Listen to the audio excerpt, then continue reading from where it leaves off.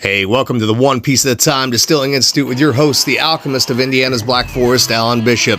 Hey, this channel is all about home distilling and legal distilling. If you've got questions, reach out to us in the comments below, social media, or via bishopshomegrown@gmail.com. And don't forget to check out thealchemistcabinet.com.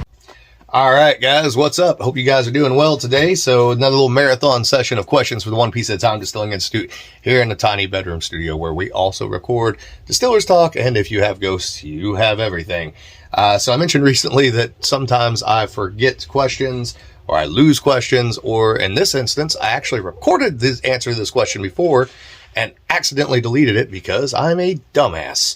Anyways, from Steve Ricks, had a similar question, but mine was excuse me, we're just drinking some coffee and now I'm burping everywhere. So I had a similar question, but mine was more towards professional distilleries and their cuts. Fairly new to this craft and have made some drinkable stuff so far. I tend to remove more of the heads and the next morning I'm feeling fine. That leads to the question of, are these distilleries leaving more of the methanol / heads in their final product and just filtering them? This is a great question and it's a multifaceted question. So the first thing to understand is that with maturation, barrel maturation, where you're going to go into a barrel for 2, 4, 6, 8, 10, 12 years, whatever you're going, right? You want to leave a little heads in there and you want to leave a little tails in there. And the reason for that is that chemically, when you dump that barrel, those heads and tails are no longer the same chemical components they were. They've gone through a chemical change. If you look at them and you were able to identify them, you would see that the white dog and that matured spirit are no longer the same components as what they once were when they were put into the barrel. If you don't make those clean cuts on those long-aged products, what you end up with is a product where the barrel just overdrives all the grain and yeast flavor and all the things that you tried to capture during fermentation and distillation. So yes, it's common for commercial products to have a little more heads and a little more tails because they're going to be aged a little bit more over time.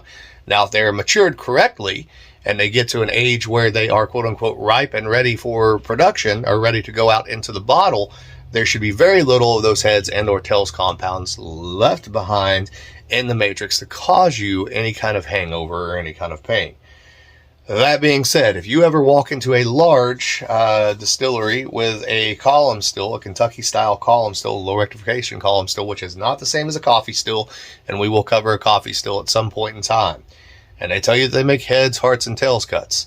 They do not make heads, hearts, and tails cuts because they do not have the ability to do that because it is continuous flash distillation.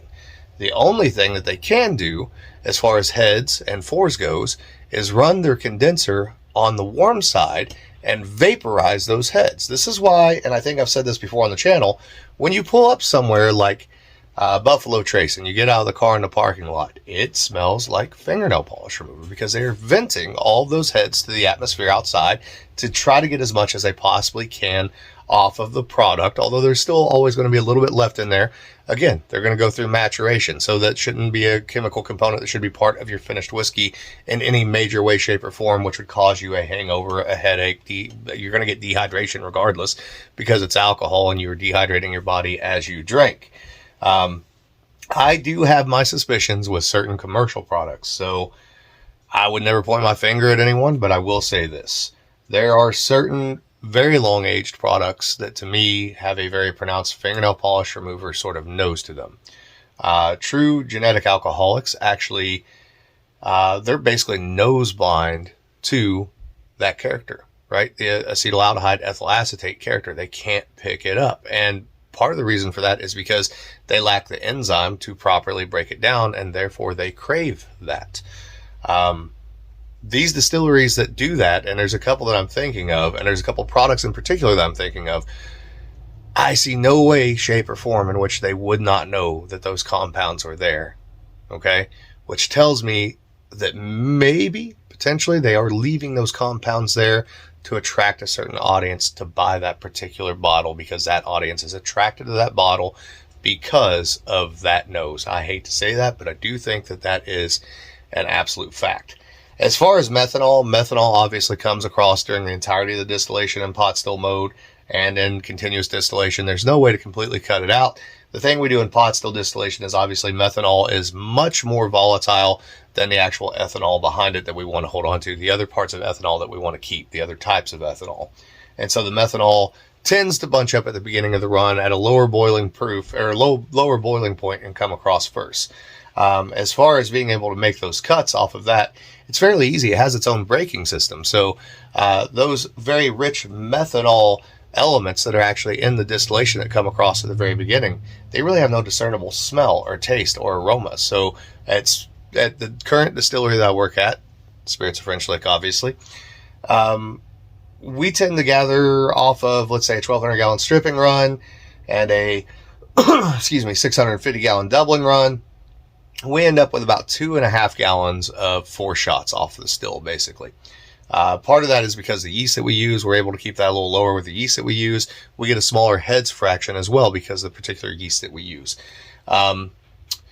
When that comes across on the still, if you walk in there and you were to smell it, if you were to put it in your hand, rub your hands together, volatilize it, hold it up your face, you might smell some ethanol notes, but that's really about all you're going to get off of it. You're not even going to pick up on those grain notes of that whiskey matrix that's there because you haven't started to distill those azerotypes with ethanol and water and the flavor that you actually want to pull across.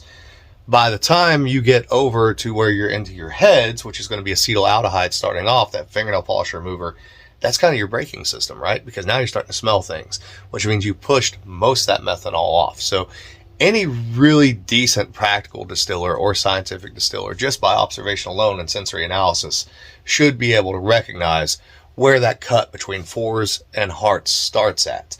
Now, certainly not everyone cuts the same way, etc. But those proportions of methanol should be fairly low in any commercial spirit that you have. That's and part of this too is that part of what causes a hangover is the drinking itself. It's the dehydration. You're if you think about it, you're literally putting something in your body that you can light on fire, right? Your body's probably not going to respond the best to that in the world necessarily the next day all the time, no matter how clean that alcohol is, right? Even if you feel pretty decent the next day, which is why I drink absinthe, because it tends to mitigate hangovers for me. It's probably not the best thing for you in the world over time, right? It's sort of the same thing as sitting down and going to a restaurant and then just pouring a bunch of pepper vinegar on whatever you're eating at the time, or a bunch of Tabasco sauce. Like, you probably either your stomach or your gut or the other end is going to pay for it at some point in time, right? You may enjoy the flavor up front, and you might enjoy the way that it makes you feel at the time, but there's always a repercussion for that, right? And I've certainly had some good moonshines that are cut very, very clear, but the trick is, you drink lots of water with them, right? You got to drink water while you're drinking alcohol.